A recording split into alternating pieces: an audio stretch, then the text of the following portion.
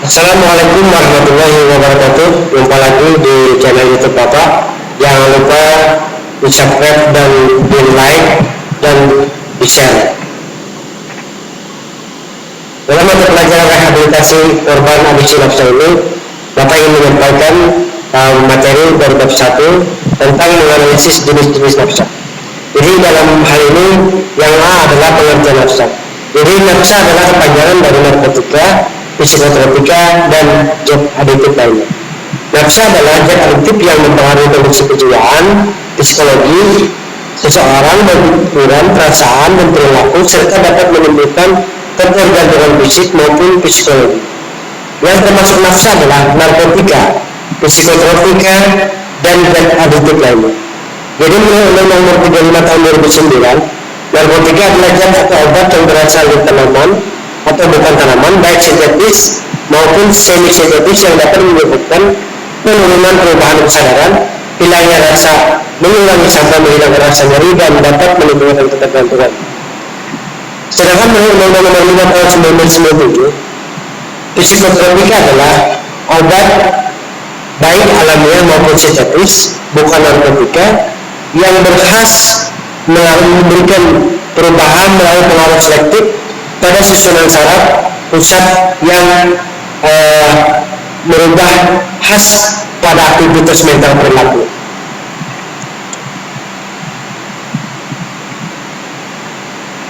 Dan zat adiktif lainnya adalah zat atau bahan kimia dan biologi dalam bentuk tunggal maupun campuran yang dapat membahayakan kesehatan lingkungan hidup secara langsung dan tidak langsung, yang mempunyai sifat karsinogenik, terapogenik, mutagenik, korosif, dan iritasi.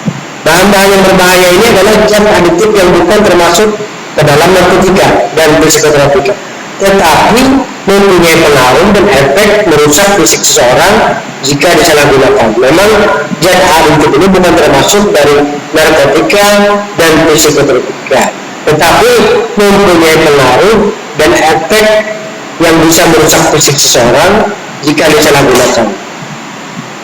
Selanjutnya adalah penyalahgunaan zat. Penyalahgunaan zat adalah penggunaan zat secara terus-menerus, bahkan sampai setelah terjadi masalah. Jadi penggunaan zat yang berbahaya ini dilakukan dan digunakan secara terus-menerus akan memberikan efek ketergantungan terhadap penyalahgunaan zat ini. Lalu mereka yang menggunakan zat-zat ini akan merasa ketergantungan.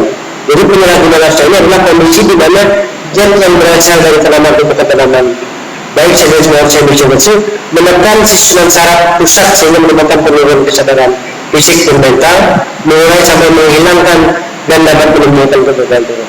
Jadi penyalahgunaan nafsa ini adalah kondisi di mana seseorang itu menggunakan zat-zat itu, mereka setelah zat itu digunakan, zat itu akan menyerang susunan saraf pusat. Jadi akhirnya menimbulkan orang yang menggunakan zat tadi menimbulkan penurunan kesadaran fisik dan mental mereka, serta sampai menghilangkan dan dapat menimbulkan ketergantungan terhadap pemakai zat tersebut.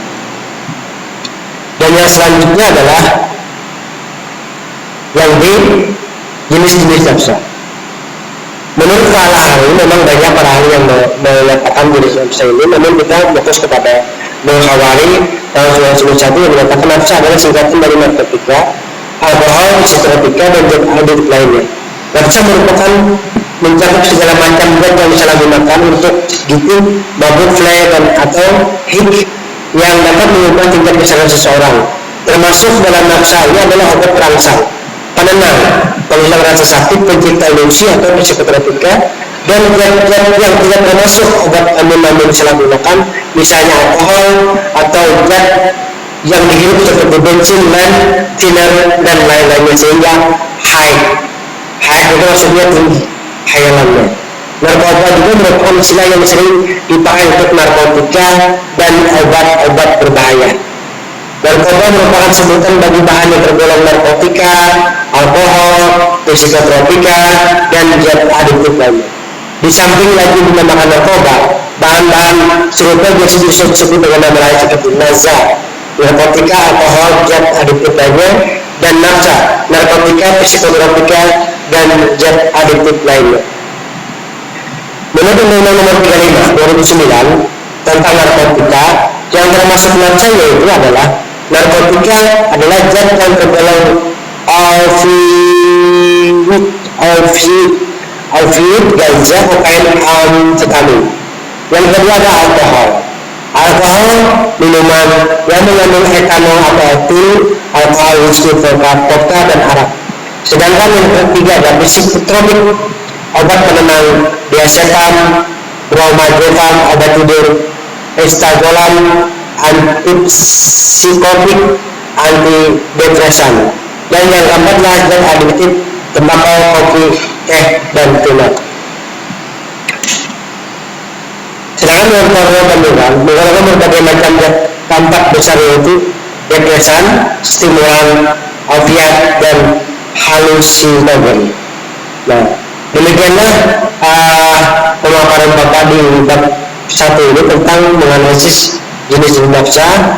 Bapak sampaikan agar kalian bisa memahami tentang bahaya-bahaya ketergantungan narkoba ini dan jenis-jenis narkoba ini dan jenis nafsa ini.